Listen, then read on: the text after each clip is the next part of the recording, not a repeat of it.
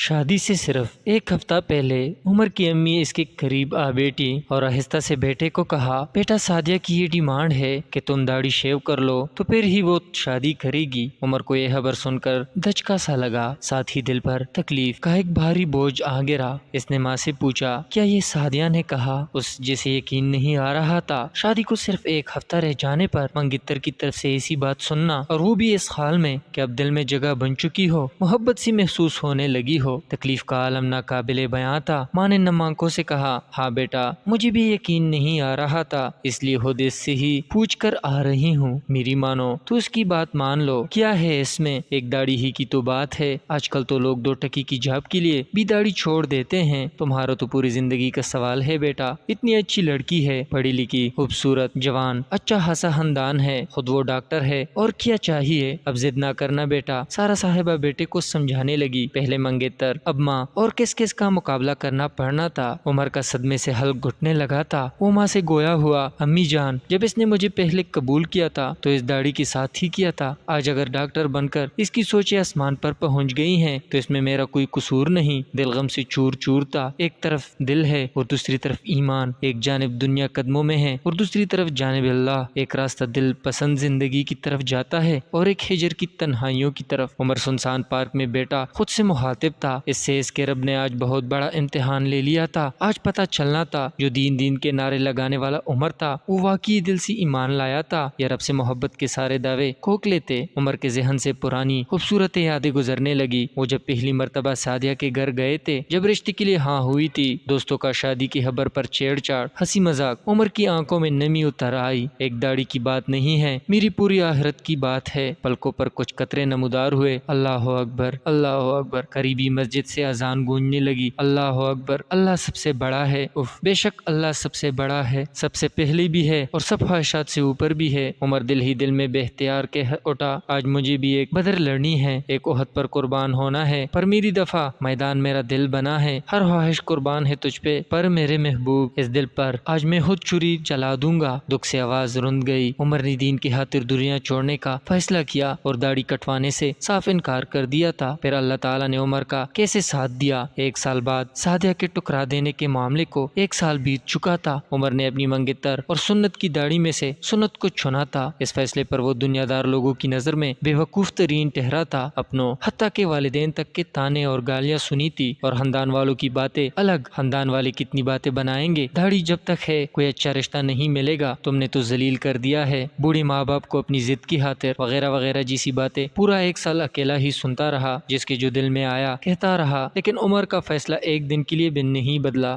ہاں، تکلیف تو بہت ہوتی تھی ایسے رویوں سے، لیکن اللہ کا قرآن اور ذکر ایسی چیزیں تھی جو اس کی ہمت بنی رہی۔ سچ ہے، نماز اور ذکر نہ ہو تو انسان تو پاگل ہی ہو جائے۔ اللہ نے ایسے صبر پر استقامت بھی پھر کمال کی عطا کر دی تھی۔ حقیقی بات ہے کہ وہ رب اپنے ہاتھ روٹے انسان کو کبھی مرنے کے لیے اکیلا نہیں چھوڑ دیتا، لیکن اس لیول پر آنے کے لیے پہلا قدم خود اٹھانا پڑتا ہے، ثبوت دینا پڑتا ہے کہ واقعی آپ کے لیے اللہ ہی سب سے زیادہ قیمتی ہے۔ اس کے بعد ڈرپوک سے ڈرپوک ترین انسان کا دل بھی پہاڑ کی طرح مضبوط ہو جاتا ہے۔ اسے وہ مضبوطی عطا کر دی جاتی ہے جو اس کے قدموں کو رب کے راستے پر جما دے۔ اس طرح کہ پھر دنیا کی کتنی بھی سخت ہوائیں چلیں، اسے گرا نہیں سکتی، اس راستے سے ہٹا نہیں سکتی۔ لیکن اس راہ پر صرف دکھ، تکلیف اور محرومیاں ہی نہیں ملتی، بلکہ انسان وقتاً فوقتاً انعام سے بھی نوازا جاتا ہے، جسے آج عمر کو نوازا گیا تھا۔ عرصے کے گپ اندھیروں اور طوفان کے بعد اس کی کشتی کو بھی کنارے لگا دیا گیا تھا۔ ایک امام مسجد نے اپنی بیٹی کی شادی عمر سے کر دی تھی۔ اسے آمنہ جیسی ایمان والی، محبت کرنے والی، شرم و حیا والی، ایک پردہ دار خوبصورت بیوی عطا کر دی گئی تھی۔ سعدیہ کو اللہ کے لیے کھو دینے پر اس کو دنیا میں ہی جنت سے دی گئی تھی۔ عمر کو بھی کبھی کبھی لگتا تھا جیسے اللہ نے اس کی ساری فیلنگز کو سمیٹ کر ایک انسان کا روپ دے دیا ہو آمنہ کے نام سے، جیسے وہ حقیقتاً کوئی انسان نہیں تھی بلکہ عمر کی ضرورتوں کا جوابی عکس، اس کی آنکھوں کی ٹھنڈک، اس کی روح کا سکون۔ جبکہ دوسری جانب سعدیہ اسے ٹکرا دینے پر آج بھی کنواری بیٹی تھی۔ وہ شاید بھول گئی تھی کہ جسے ایک داڑھی سمجھ کر ٹکرا رہی تھی وہ محض ایک داڑھی نہیں تھی بلکہ سنت رسول صلی اللہ علیہ وسلم تھی۔ اصل میں توہین اس نے عمر کی نہیں کی تھی بلکہ اللہ اور اس کی رسول صلی اللہ علیہ وسلم کی